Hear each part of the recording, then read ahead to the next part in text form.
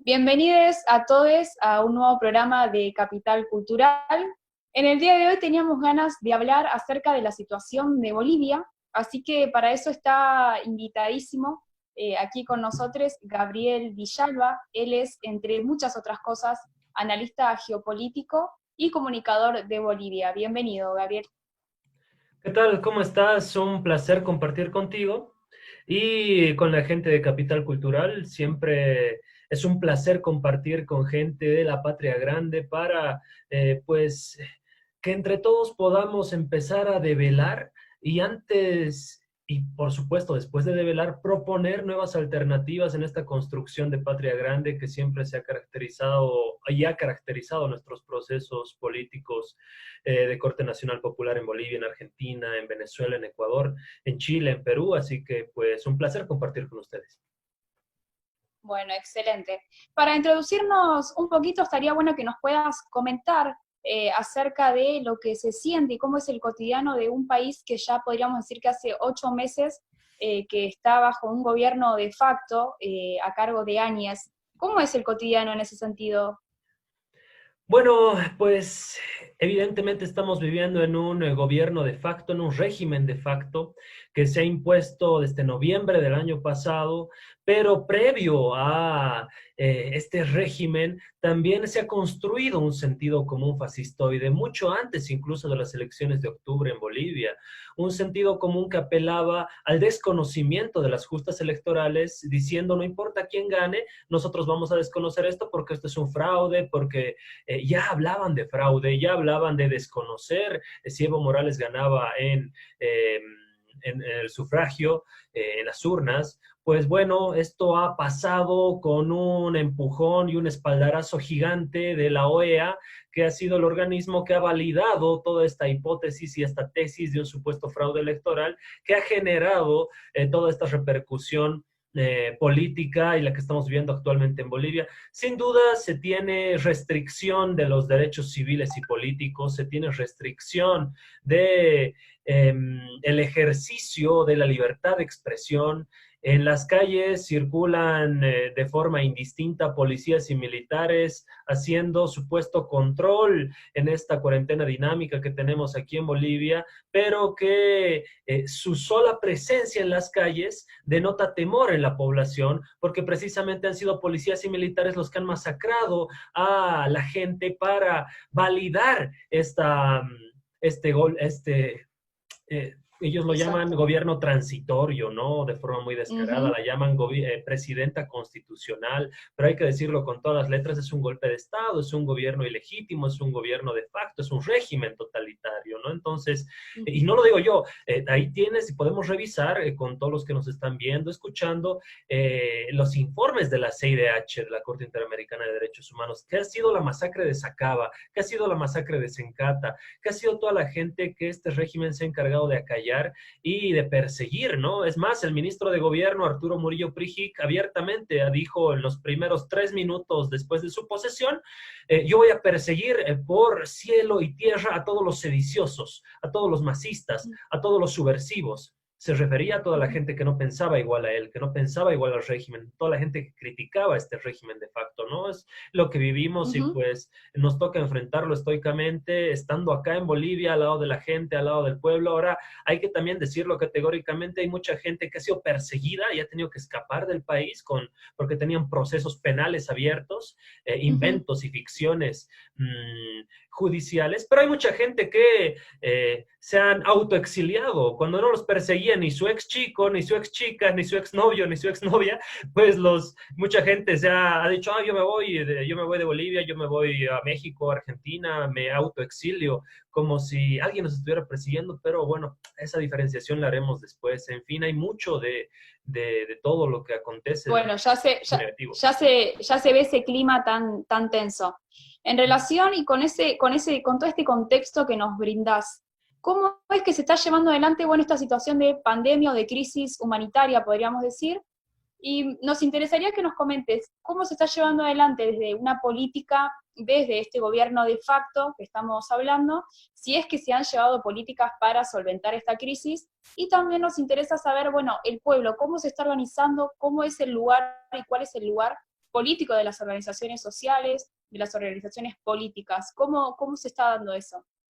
Bueno, sobre la pandemia, creo que Latinoamérica como tal tenía quizás un tiempo más que el resto del mundo para preparar las condiciones de salubridad mínimamente adecuadas, puesto que ya se anunciaba a principios de este año lo que iba a acontecer con el coronavirus y lo que estaba pasando en Asia, específicamente en China, después en Europa y posteriormente llegó el coronavirus a Latinoamérica. Entonces, sin duda, al régimen de facto de Yanine Áñez poco o nada le ha interesado esto porque ellos han estado concentrados en esa construcción de supuesta hegemonía, de legitimación, de construcción de legalidad de su régimen totalitario. No estaban más preocupados en la construcción política que en la construcción de eh, las precauciones, si tú quieres, sanitarias y epidemiológicas para combatir el coronavirus. Ahora bien, y esto lo digo siempre categóricamente, el gobierno de facto ha ido trasladando y postergando las elecciones, un gobierno que la única función que tenían era de convocar elecciones, ¿no? Ahora se Ujú, tiene una fecha definitiva que va a ser el 6 de septiembre, que el propio gobierno y régimen de facto se ha manifestado y ha dicho que no quiere que se celebren estas elecciones. Y para que no se celebren estas elecciones, el pico más alto de contagios tiene que llegar a septiembre, a principios de septiembre, ¿no? Entonces, tienes una situación en la que el órgano encargado de prevenir la mayor cantidad de contagios y decesos es el gobierno central, este régimen de facto. Y es también este régimen de facto el que le interesa que se produzca una mayor cantidad de decesos, una mayor cantidad de contagios para que precisamente no se realicen las elecciones y ellos se sigan prorrogando en el poder, que es su intencionalidad política. Eso en el ámbito estrictamente epidemiológico de la pandemia. Se echa la culpa al gobierno de Evo Morales de que han construido solamente canchitas, no han construido hospitales, como si el gobierno de Evo Morales hubiera estado combatiendo una pandemia como lo están haciendo ellos, ¿no? Bueno, ningún gobierno estaba preparado en el mundo, pero ese es otro debate. No han tomado ni las medidas epidemiológicas ni de salubridad, pero tampoco las medidas socioeconómicas, porque no solamente puedes confinar a las personas y meterlas a su casa como si todas tuvieran Netflix, como si todas tuvieran acceso a Internet y como si no vivieran al día de las ujú, cosas, de las actividades económicas y comerciales que realizan, ¿no? ujú. Por otro lado, la organización política, la organización social, todo el tejido del movimiento al socialismo se ha vuelto a reconfigurar, puesto que durante muchos años se ha tratado de administrar este gran movimiento popular, que no es un partido político, eso hay que decirlo categóricamente, por eso es IPCP, Instrumento Político para Ujú, la Soberanía de los Pueblos. Se ha tratado de administrar en los últimos años de forma deficiente a partir del Estado, a partir de la burocracia. Es más, las últimas dos campañas electorales se las ha realizado a partir de los ministerios. Cuando ujú, el movimiento al socialismo surge en los 90, surge posteriormente en los 2000 como un conglomerado de organizaciones sociales. Entonces, nunca debería haberse, si quieres, virado de esa dirigencia estrictamente de las organizaciones sociales a la dirigencia burocrática, ¿no? Y eso es lo que ujú. ha terminado carcomiendo también el proceso. Se ha tenido mayor preponderancia a los ministros, viceministros, directores, que a los propios líderes sociales, valga la redundancia, de las organizaciones sociales. Entonces, se está volviendo a reconfigurar todo esto a partir de nuevas lógicas también de los sectores que siempre han estado con el movimiento al socialismo, ¿no? Ese bloque fuerte, nacional, popular, obrero, campesino, que está volviendo a tomar las riendas de este proceso que han parido, que por un Ujú. determinado tiempo han perdido en esa disputa de liderazgo y de conducción en el mismo y que nuevamente lo están volviendo a retomar. Bien.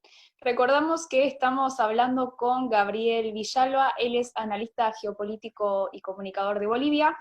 Para ir cerrando ya una última pregunta en relación a todo esto que venimos hablando, Gabriel.